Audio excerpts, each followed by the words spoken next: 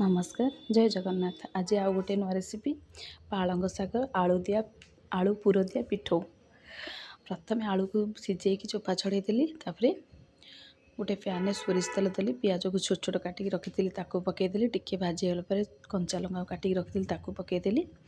लुण पकईकी 2 minute भाजीदेली। अदा रसुण आ कंचा लंकार छेचा को देदेली। देकी 2 मिनट भाजी सारापर आलू जो चकटिक रखी पकईदेली। पकईकी जमी आम आलू दम करती सेमती टिके समय भाजीदेवे कड़े। देखु जो पालंग शाग को जो पत्र बड़ बड़ पत्र को ता मझिरे फोल्ड करके आलू को देदेवे। ताऊपर आउ गोटे देखु पत्र फोल्ड करके देदेवे। देखो मो फ्रिज रे रखी थी पिठौ माने अरुआ चाउल पियाज रसुण आ जीरा पकईकी कंचा लंका पकईकी बाटी देइथिली। देखो एबे ताको तावारे भी पकईदेवा। गोटे गोटे करी पकईदेली। एमती थरे करिकी खातु देखिए एते टेस्ट लगे। 2 मिनट हो गला ता आरपटा उल्टे देली। सब करदेली। आशा करछि वीडियोटी आपन मानको भल लागिथिबो।